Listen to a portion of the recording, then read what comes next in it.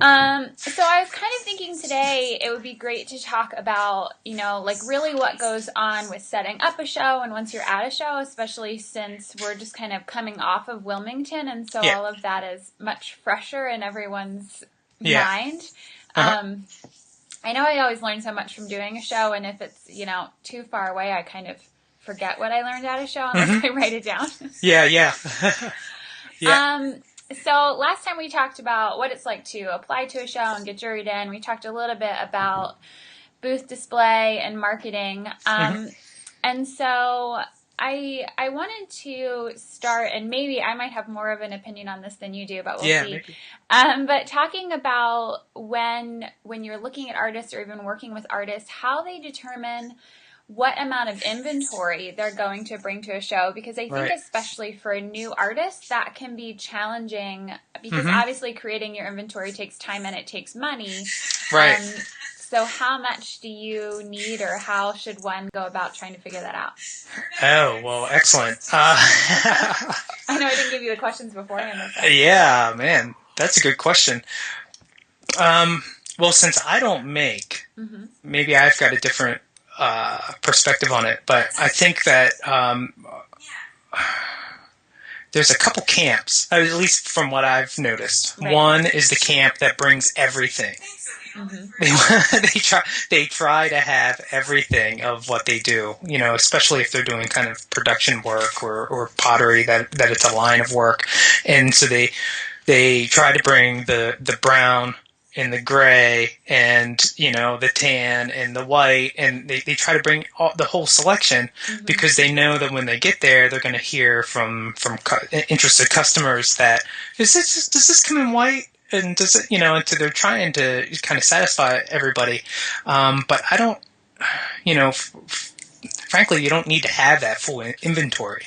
But you may want to, through the combination of the work that you bring, you want to have maybe the different variations in sizes and the variations in the tones. So maybe a leather artist is going to bring their brown backpack, and they're going to bring their tan purse, and they're going to bring their, purple this. And so they've got the shades. And so if someone wants to have something very customized, they would be able to then ask, I would like to have this, but I'd like it in this color. And, they can take orders from there. So, that's an effective way to not bring your entire studio with you, but to be able to show off kind of your work. Now, I know you do a lot of one-of-a-kind. Yeah. It's all one-of-a-kind. Yes. So how do you handle that? That's a good question, and there's not actually a ton of method to my madness, to be honest with you.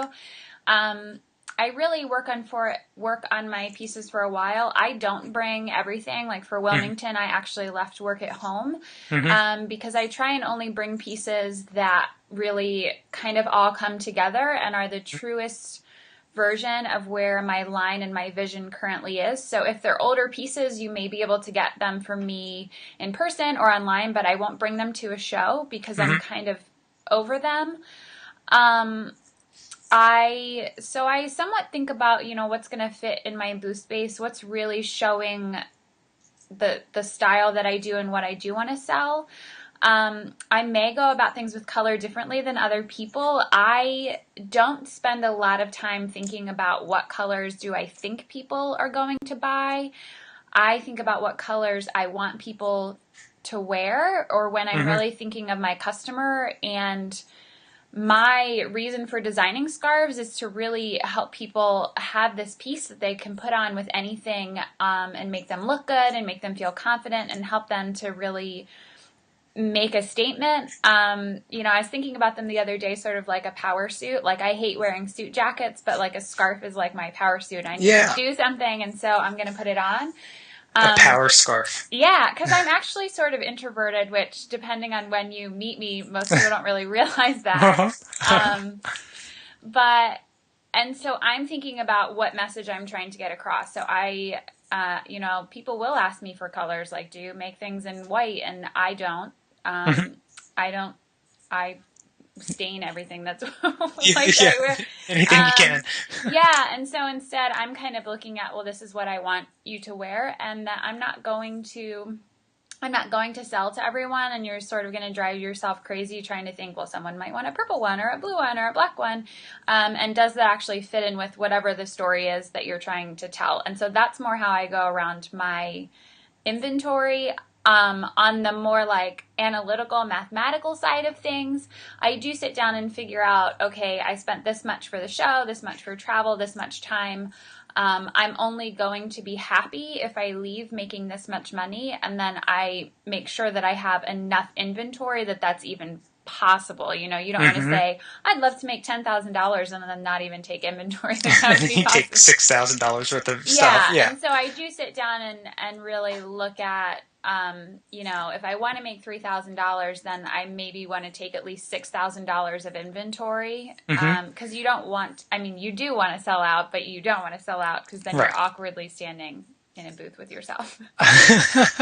Here's my one scarf that's left. Yes. Yeah. So kind of setting a goal, and then I will normally at least try and double that money wise for what the inventory is, so that there are, that's kind of how I gauge my options, because you can also overwhelm people with options. In that they'll come in and fall in love with 3 scarves and feel like they can only buy one, and then they don't buy any.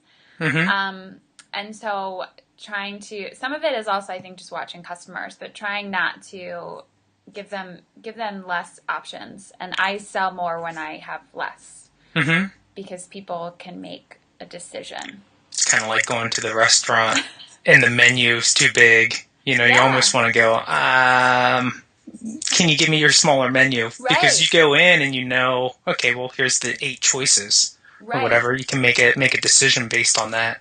Or I think even with that, when we're overwhelmed, we go to what's comfortable, you know, and that big menu, then we just look for the cheeseburger. And I know that my work is not comfortable. It is pushing people out of their comfort zone. So I need to create comfort in a different way. And having 500 choices is not comfortable. Oh, and it might compete visually if you've got too many scarves in there, and, you know, it's just, you know, what do they call that? Flooding, where there's too much stimulus and you just kind of shut down. And so, I mean, that might, I learned that from a crazy border collie that I had for a couple years. And she was scared of motorcycles. But there was a motorcycle breakfast that took place in the town that we lived. And when that happened, she was quiet because there was too much. Oh, wow. And so I wonder if that transfers over to people, and that, you know, we kind of get overstimulated and then you shut down and you got to walk out of the booth and move on because it's just too many choices. Yeah. Well, and a show in general can be overstimulating because it's not just your booth. There are, you know, so many other things. So I think it does. Or even I try and think about then how can I help people make decisions? But I mean, it definitely varies from artist to artist and what you're making and what kind of inventory you're going to do. But, you know, so if you're starting at point blank, then I would say you do need to figure out, this is how much money I have to make. And then you need to make sure you actually are even capable of doing that. Would be the easiest place to start. Yeah, great. So I want to talk a little bit about setup. And so from your end of things, you know, like how do you go about arranging it and organizing it? And then you get to see all of the artists going through that wonderful process, and probably hear from some artists that are having panic attacks, like I left who knows what at home. And so what is kind of your advice from being on the one end of setup, and then also from seeing hundreds of artists over the years do setup, as to what seems to make someone be the calmest throughout the process and do it successfully and in a timely fashion? Oh, well, I'm not sure I've ever seen someone calm during setup. So, no, I think there's a couple things. One is making sure you have enough time. You know, if you're looking to have a calm setup, then you need to have enough time. So if you know that you can set up in 2 hours, you may want to give yourself more than 2 hours, because otherwise you're just going to be frantic all the way up until the last minute. And so coming the morning of the show to set up would be then stressful because there's not enough time, and then you got to get the lights on at 10 or whenever the show starts and put on your happy face and forget about all the panic attacks you just had.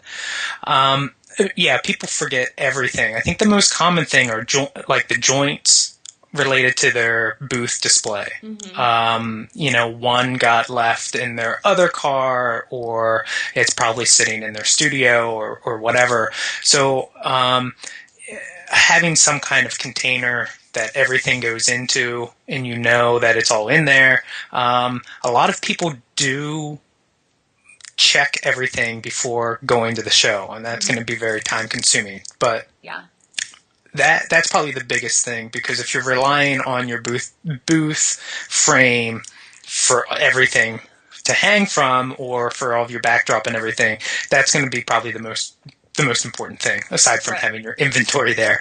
Right. But that seems to be the most common thing. And then having all of the quick fix items like duct tape or zip ties, or the things that can fix just about anything, having that kind of stowed away somewhere. So if you run into a problem and you're missing a hook related to your drape, or you're missing something, you'll be able to fix it on site without having to make a trip to the hardware store, which would be a drag. I don't know.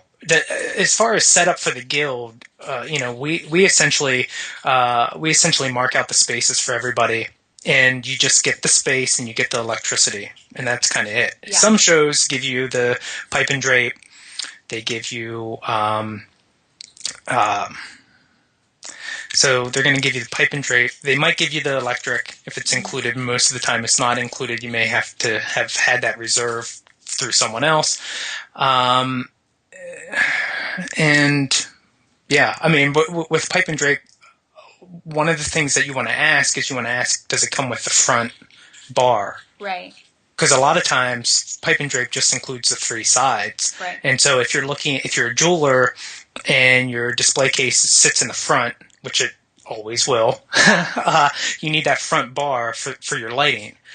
So that's a question that you're going to want to ask if you're contacting like any kind of exhibition relations group that's going to set up pipe and drape. Make sure they've got the front bar so you can attach your lights. Because that's one of the things that we find a lot of times for emerging artists.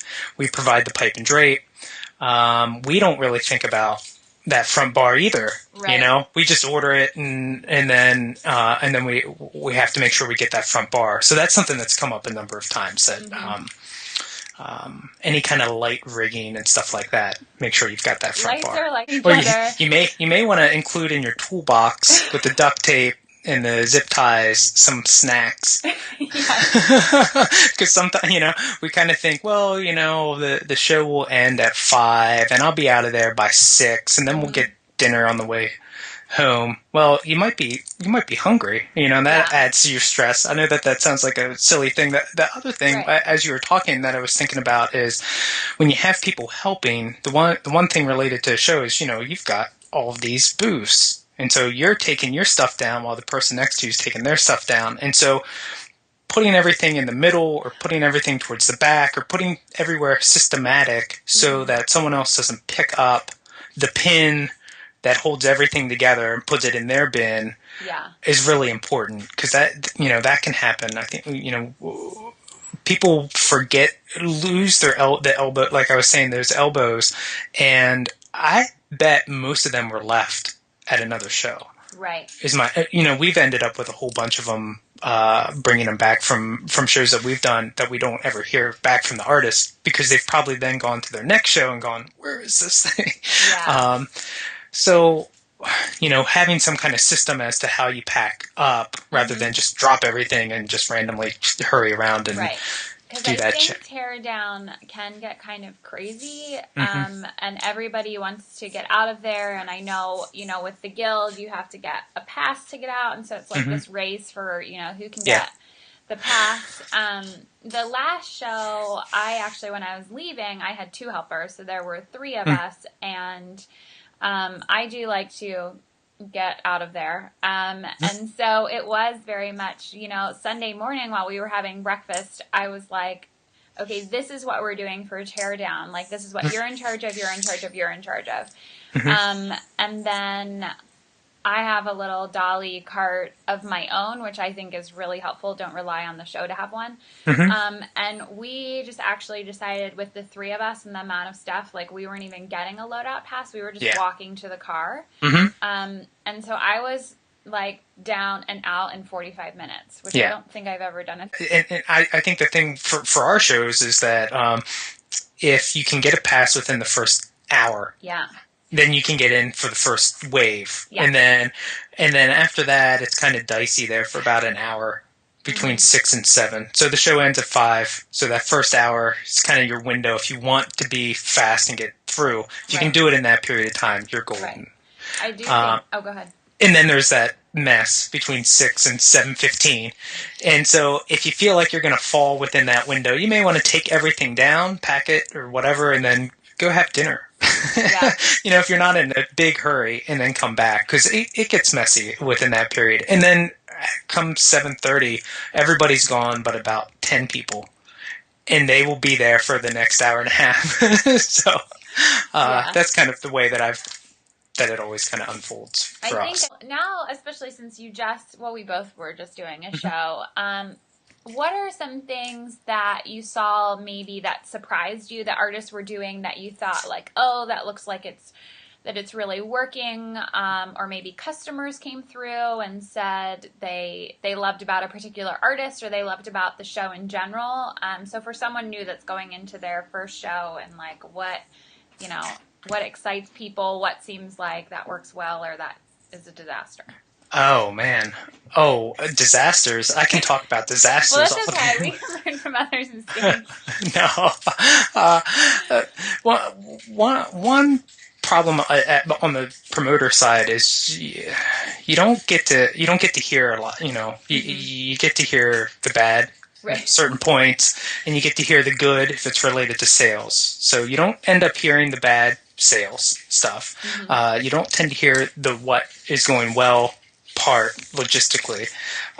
So there's kind of this bubble, so I have a little bit of a bubble related to that. I think one of the things I really enjoyed, I don't know how she does her jewelry, but I really enjoyed the emerging artist Nicolette Absil. She's new to the guild. I'm probably pronouncing her last name wrong, but it was really, really nice. It was very elegant, and it was small and had it was like white with black lines. I really enjoyed that work.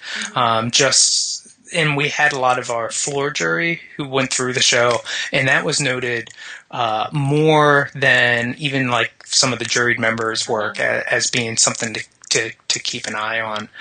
So that was something that I really enjoyed. The thing that the Chase Center staff was really fascinated with was this Doug Durkee does this infinity stuff. And it was like tables that, when you looked into it, it had mirrors and everything, and it looked like it went on forever. They were talking about how they were going to build that themselves, and it was cracking me up. Because, I love, in some ways, I love hearing that comment. Oh, that stuff was great. I just need to get some time, and I'm going to go home and do that. Right. It's like, no, you are not. But anyway. Right. Same thing, I think that's one of the things that I really enjoy about the show is seeing work that pushes the boundary so much that it's not easily I duplicated. Mm-hmm. Someone can't go walk into your booth and go, wow, I really like that. I'm going to, and maybe they have basic weaving skills. I'm going to go home and I'm going to duplicate that. Stuff that pushes itself so much that it can't be replicated without a whole lot of experimentation. And that's the kind of work that really excites me. You walk in and you know that only that artist's journey to that point results in that work. Right. And that's what is inspiring. when we're at these shows. So as far as display, I don't know, yeah, I see a lot of different displays. The thing that I always like is not to have a blank wall, so putting images in the background, but also having a point where people can rest their eyes. So there's just a lot, like we were saying at the beginning, a lot of stimulation when you're at a show. You see there's just so much going on, and the thing that you want to do with your booth is to both be inviting, but to also give people a visual resting point, as well as a visual branding. So you want to balance a little bit of, space in with the, exciting, flashy, not flashy, but you know what I'm trying to say. Right. I think it's really important too, just to pay attention to the people. So even if they don't buy from you, really, which I think I always find, I'm always like making up experiments that I want to do at shows because I find people so fascinating. Yeah. In really trying to watch how are they interacting with you and your booth? How are they interacting with the people around you? Because you can learn so much from that people would never actually say to you because they don't even realize that they're doing it. Like women especially are hilarious, and a couple actually did talk about it in my booth of they come shopping with another woman and then they peer pressure the other one into it because if she buys something then they're allowed to buy something. Yeah. And so, I had several women groups that came in and totally, they did that. Like, oh, well, yeah, you should buy that because then I can buy this. So that's interesting. Yeah. The other thing that I was hoping would happen, but never know if it's actually going to happen. Usually I have all of my scarves out hanging up, and this time I switched and just had 5 hanging up, and the rest were more in the boxes that they come with. My goal with that was because my pieces, to really understand them, you have to put it on because I design how it's going to actually be on a person. Right. And 2, to see the whole design, you need to lift it up. And so I wanted to force people to interact with the pieces. And so my goal was you have to interact with it. And as I watched, I never sold a piece that was hanging up for the whole show. And I kept switching what was hanging to really work on my experiment. So was it just they don't like those scarves that are hanging? Or if I move it, then will someone buy it? If I moved it off the hanger, then someone bought it. Wow. And it was, no one was touching the ones that were hanging up. That's what caught their eye and drew them in. They would look at them, but they wouldn't touch them. And then they would come, and now the other ones, it was no longer an option. They had to pick it up. And once they picked it up, then I could make them put it on. And once someone has something on, they're way more likely to buy it. Now they're a little bit more committed. And so obviously that maybe was a risky experiment. I did some research and serious thought into it. Did you think they would buy the ones that were hanging, or? I wasn't necessarily sure which ones they would buy. My goal was getting people to interact with them more because I know that people get them once they put them on. But I know even on the hanger, you can appreciate the pattern and the fabric, but you can't quite appreciate the design as to how it's made to fit you. And so that's always a problem that I'm trying to solve. And so my ultimate goal was I wanted more people touching and more people putting them on. I also knew that last year when I did the show, my scarves were priced at about $75 a scarf, and now they were up to $250, $300 a scarf. So I was also trying to send a very different message so people that saw me previously would not fall over when they were whoa, that's a huge difference in a year. So I was trying to send a message as to my work is different than the other textile people's here. They are expensive. This is the first show. This is the most expensive my scarves have ever been at a show, and this is the first show that no one was surprised by the price. And so part of that was I was trying to figure out is this conveying the message to people that I'm trying to get, and are they interacting in the way that I want them to? So I was forcing people to do what I wanted them to do. I wonder if the hanging of the scarves is kind of like when you go into a museum and the stuff's hanging on the wall and you put your hands behind your back and you kind of lean in a little bit to look at everything, but you don't want to touch or bump into anything because... Right. Yeah. Or sometimes they'll touch it, like to feel the fabric, but they won't take it off the hanger. Right. Do people ever want the scarf that you're wearing? Yes. Yeah. I sell them off of myself a lot, and then my mom and my sister-in-law were in my booth, and they were wearing them, and I sold them off of them a lot. Because when it's on a person, they see how it's designed to fit. And so, if I could have like 50 people marching around. Yeah. Yeah, and I did know that because I sell scarves that I'm wearing off myself a lot. And so that was part of where I was pulling this from, and I have to, and once people put them on, they normally buy them, but how could I kind of, in a, weird way, manipulate people into putting them on? And so if I could make them curious enough, they would pick it up. And once they picked it up, then it was a very easy transition for me to be like, well, why don't you put it on? Like, let's see how it looks on you. We could just drop out as someone walks in your booth and just spin onto their... I'm not recommending that. There was when I first started with the guild, there was someone who was always talking about at the Buyer's Market of American Craft or at some of these... other shows, this bracelet maker would really slyly, put the bracelet on the wrist as someone would walk by. Yeah. Doesn't that feel good? I thought that was so slimy, but he sold tons of them. And I don't think, that's not a suggestion in any way. I think that that's kind of bad. I think it's bad business. It might sell, but it's kind of weird. But I always thought, well, I guess you got to feel it. You got to wear it, to really understand, really appreciate it to the point of being interested in buying it. Just like initiating a conversation with someone. As soon as you're able to initiate the conversation, you kind of increase your likelihood of being able to make the sale. Right. And then I know, like how you had said, if you really like when you see people putting images up, which I do think is helpful because otherwise the walls are kind of boring.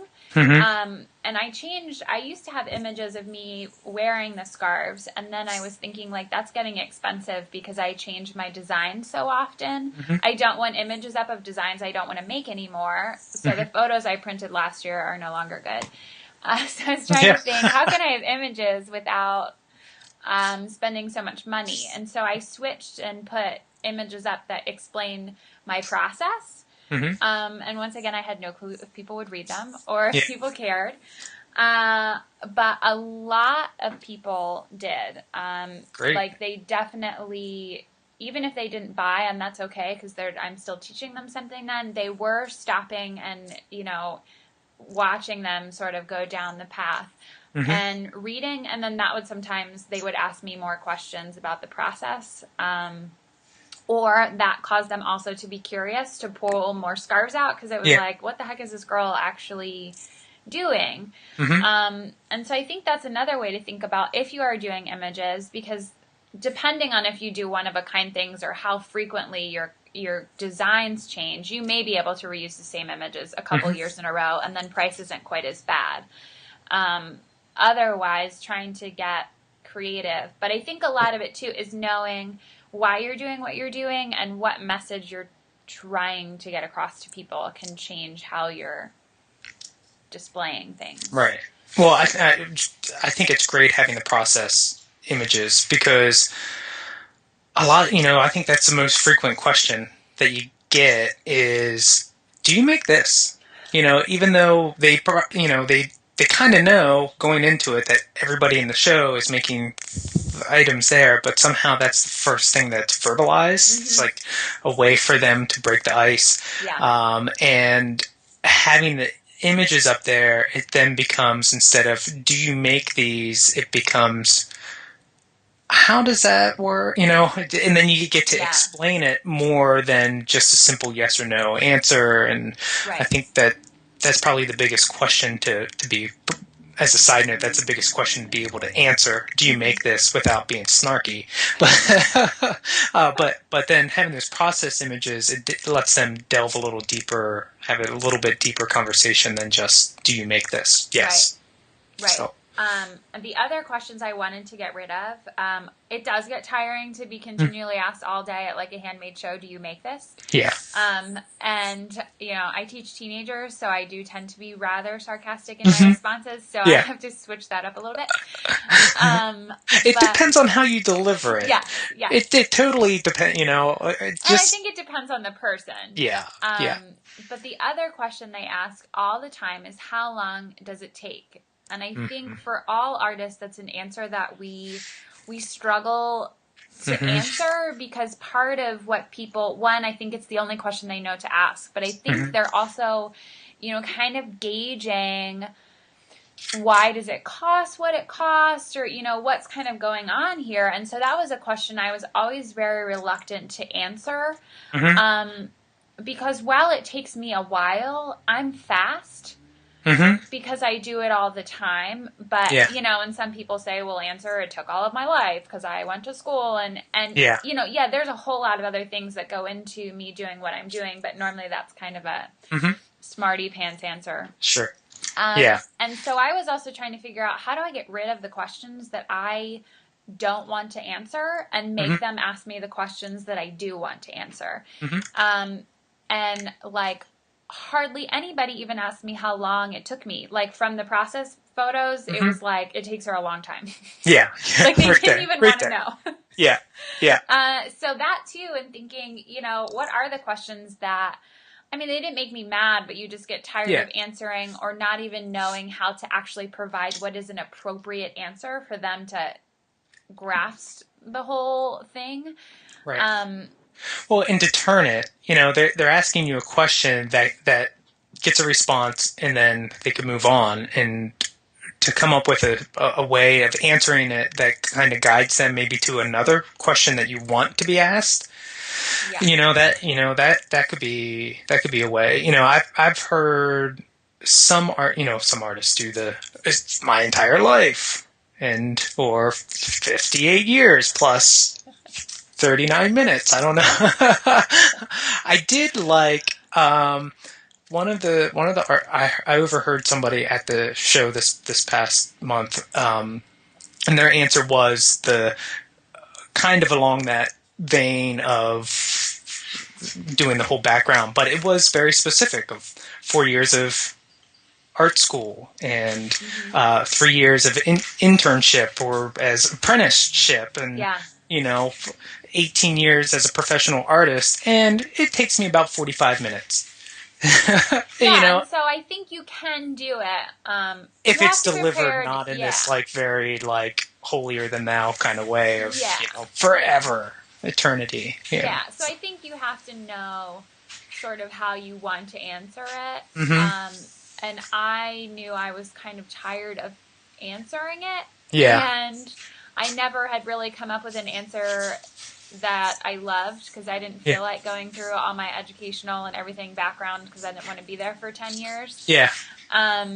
So it was sort of like, well, how can I try and change their questions to questions that I like answering? Yeah. How did you find, from running a show, do you know, where most of the people were coming from? What made them end up at the show? How often are they repeat people?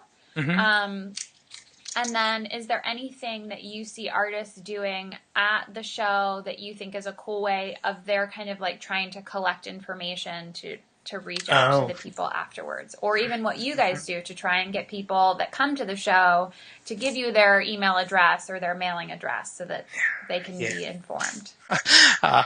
So as far as the reach, this is going to be, I don't have the hard stats of percentages and everything like that, but most people will come from a 30-minute drive and then out to about an hour drive, and then we do pull people for that particular show in Wilmington. We pull them from Baltimore, Virginia. They may come from New York State. But mainly in that kind of, if it takes you 40 minutes, it takes you less than an hour to get there, you're in. There's a lot of regulars. There's a lot of new people. I mean, that was one of the things that I overheard from a lot of the artists, is that they were pleased to see the number of people who came that were 25 to 40 compared to the number that came last year between that age range. And I think that that might actually show a little bit that our generation is reaching a point in their lives that they, you have to have disposable income to really become a fine craft collector. Right. Okay. And I mean, there is the whole appreciation of handmade and everything, and that, that's been on the upswing for 5-6 years or whatever, but you also have to have the money to back that up. You can love it, but, to buy a $300 scarf, you have to have some disposable income. So, right. That's good to see that, that's on the uptick. And as far as collecting customers' information to follow up with them, one thing that we don't do that I think would probably be good, would be a good thing, is to have like a little tablet right there logged into our MailChimp account and have people just punch it in while they're waiting for their change. I know that with a lot of sales with Square, you're going to get their email address with that. We do a drawing for earrings or for a small $50 item at the gate. The other thing that we did this year is we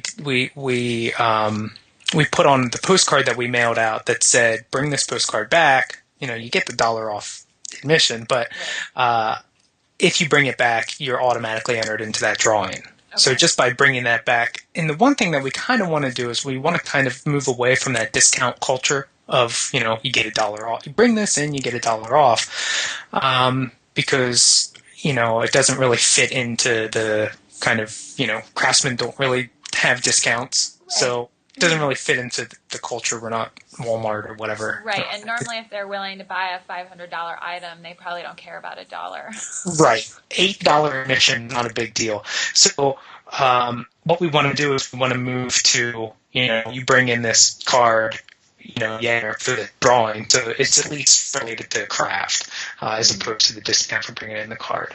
But we have people who will sign up for a mailing list to enter that drawing and that kind of stuff. So that's kind of the basic stuff that we do.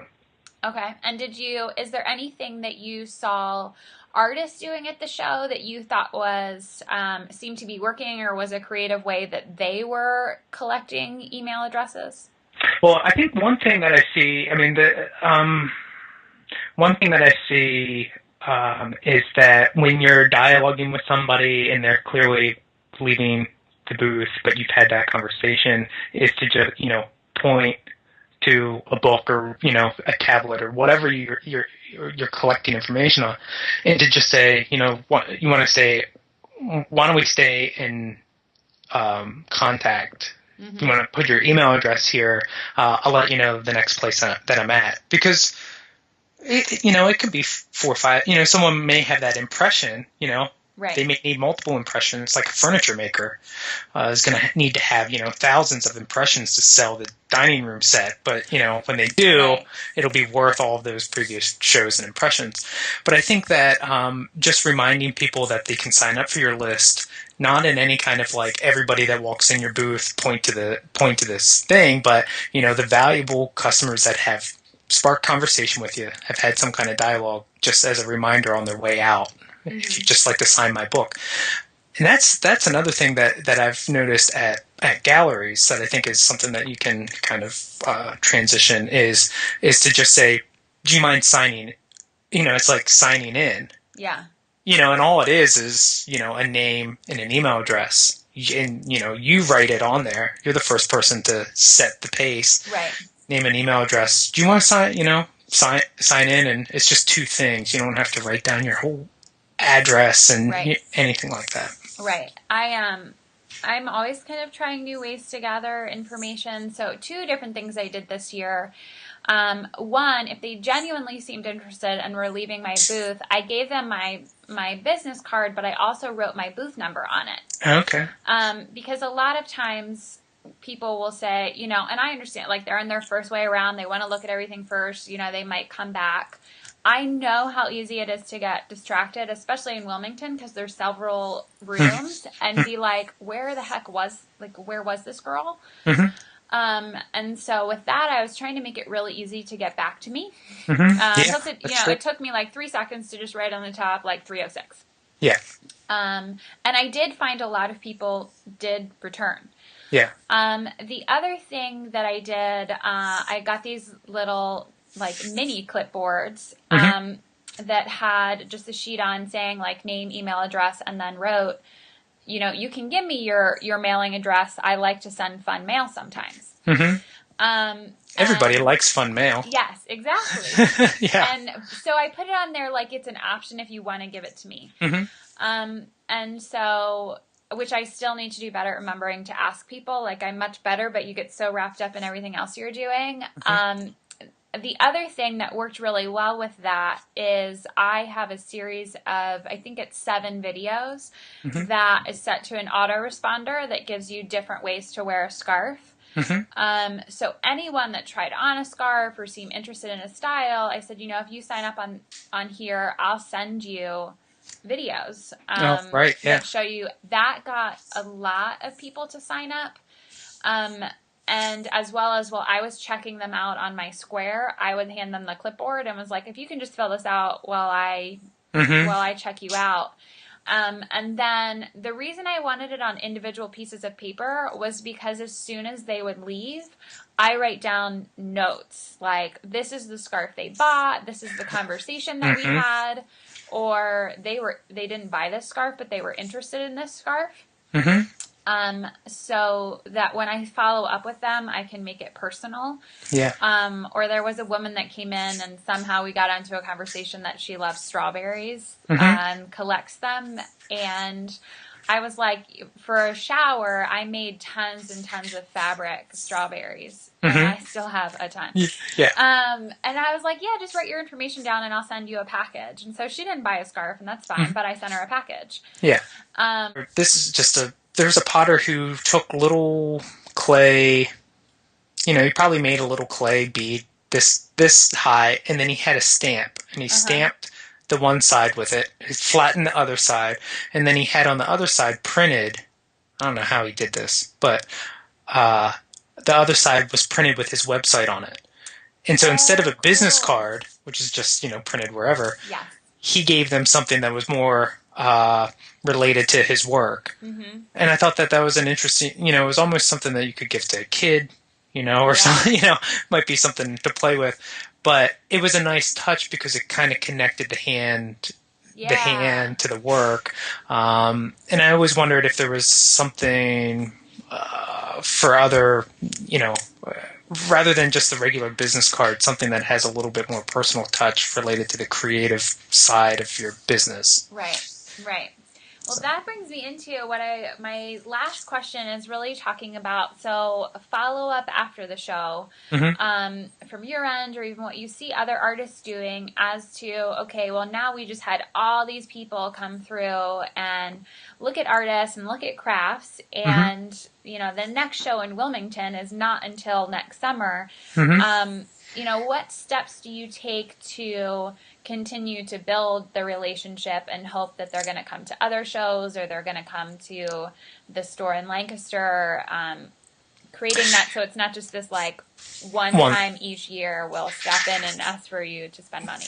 Well, one thing that we do is we just like you do, we put all of the email addresses into our system as soon as possible because we do a every other week email update. And so we want them involved in that right away, not like at the end of the show season, enter everybody then because they've kind of forgotten. So we want to kind of get them worked in right away. We follow up with we get a lot of calls afterwards trying to track down certain people. And so we spent a lot of time trying to troubleshoot. There was this guy who did, there were black beads on the necklace, and it was like, oh my gosh, well, what, and so we kind of do all that kind of stuff. We send out a lot of thank yous to the people who have helped, but the people who are at the Chase Center, the people who worked on articles related to the event, and people in the press, because that's a really important touch to have that to build the next time. So the next time it's maybe a little easier to reach out for that kind of stuff. As far as since we send out so many emails and we send out so many mailings in a year, we do kind of have this very front of the mind view that we don't want to overwhelm anybody. So we kind of we don't send an email out to people who have attended the show. But we haven't, but this is going to be the first one. It's on our radar to finish up within 30 days of the show, to have the whole mailing list entered, and to send a thank you to everybody who attended. Thank you for supporting, thank you for buying Made in America. Since we were doing the stickers, we want to kind of tie in that whole branding related to it. Thank you for buying Made in America. People were really excited about the branding. So to follow up with that, but then to also kind of say, this is the next show. The next show is in October. We look forward to seeing you there. This is our show schedule for next year.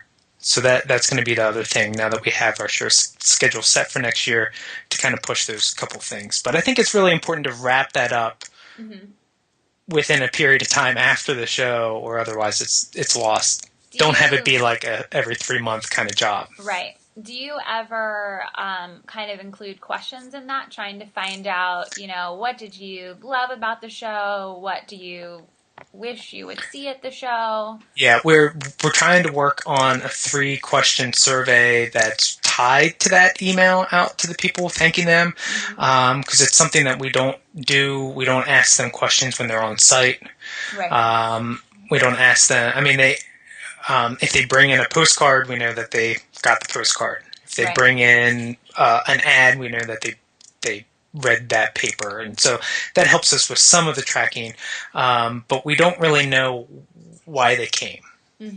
Did you come for the show, or did you come for an individual artist? Which for me is one thing that I want to know more than anything else. Yeah, because that's interesting. Yeah, I'm starting to really want, I want wonderful work in the show. I also want artists who do some of the work promoting as well, because the one thing that you can't rely on, we do a lot of marketing and we do a lot of advertising, but I think our last conversation we talked about this. You can't rely on the show to bring the person to your booth to buy. Right. And so I really want artists that are invested in making the show as vibrant as we're trying to make it.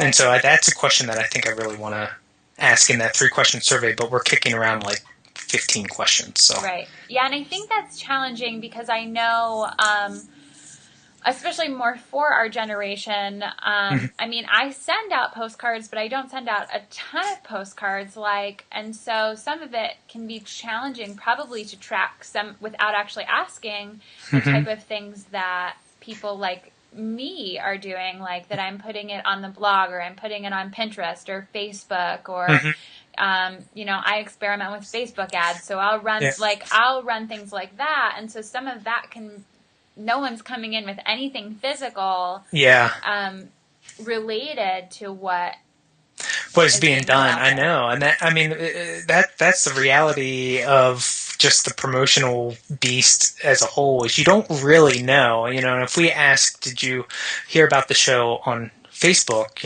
It could be related to our page, or it could be related to an ad we ran, or it could be related to one of the artists' Facebook. So, that doesn't really give us the information that we need, because, if we ask, did you hear about it on Twitter?